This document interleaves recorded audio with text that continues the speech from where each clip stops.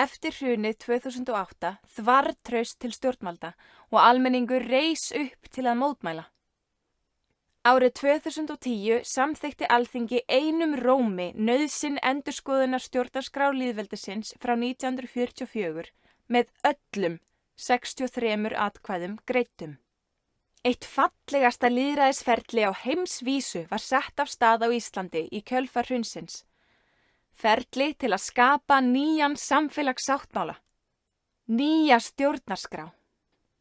Þetta stjórnarskráferli var svo lýðræðislegt að aðrar þjóðir, fræðafólk og almenningur hafa dáðst að því og lofað það sem einstakt á heimsvísu. Tæplega 1000 manns voru valin af handahófi úr þjóðskrá til að taka þátt í þjóðfundi til að undirbúa gerð nýja samfélagssáttmálans. Mikil ánægja var með fundinn og skorað var á Alþingi að hlýða niðurstöðum hans, en krafan var einföld. Íslendingar þurfa nýja stjórnarskrá. Þjóðin kaus 25 einstaklinga til að sitja í stjórnlagaráði. Þessir einstaklingar komu allstaðar að úr þjóðfélaginu. Þetta voru meðal annars bóndi, leikstjóri, lögfræðingur, skáld og læknir. Þingmenn máttu ekki bjóða sig fram og pólitíkinni var algjörlega haldið frá ferlinu. Stjórnlagaráð vann að gerð nýrrar stjórnarskrár í mjög opnu ferli þar sem hver sem var gat haft góða aðkomu. Stjórnlagaráð afhenti Alþingi tillögu að nýrri stjórnarskrá í júlí 2011 og svo var haldin þjóðaratkvæðagreiðsla. Tillaga stjórnlagaráðs að stjórnarskrá lýðveldisins Íslands var samþykkt af íslensku þjóðinni þann 20. október 2012 með yfirgnæfandi meirihluta atkvæða. En stjórnarskrárferlið var stoppað af Alþingi.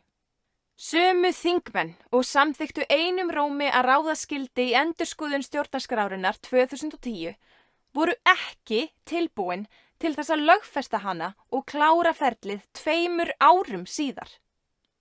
8 ár eru liðin síðan þjóðin samþykkti nýju stjórnarskrána og Alþingi hefur aldrei lagt fram frumvarp hana. 9 þjóðaratkvæðagreiðslur hafa verið haldnar á Íslandi, en þetta er fyrsta og eina sem Alþingi hefur ekki staðfest. Þvert á vilja almennings.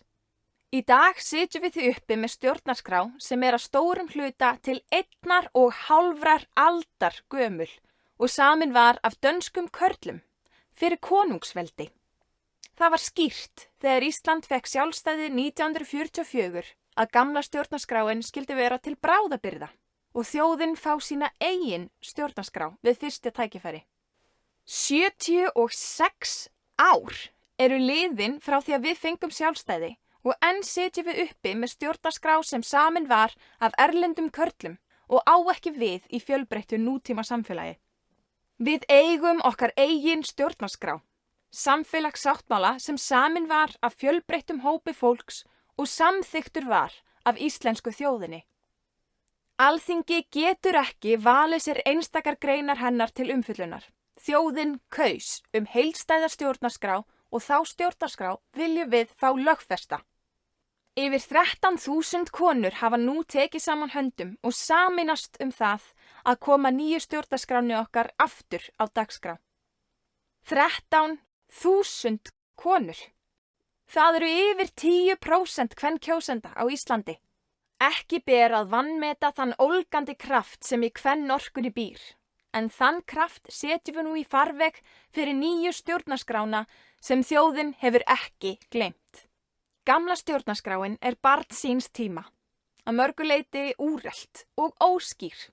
Nýja stjórnarskráin er hins vegar skrifuð á mannamáli og tryggir okkur meðal annars gagnsæja stjórnsýslu, skýra skiptingu valds og ábyrgð valdhafa, jafnt vægi atkvæða í kosningum, möguleika á persónukjöri, aukna mannréttinda og náttúruvernd og síðast en ekki síst að náttúruauðlindir séu í þjóðareign og að fullt gjald sé greitt fyrir afnot þeirra. Við höfum beðið nógu lengi. Alþingi ber skylda til að staðfesta vilja almennings úr þjóðaratkvæðagreiðslunni 2012 og lögfesta nýja stjórnarskrá.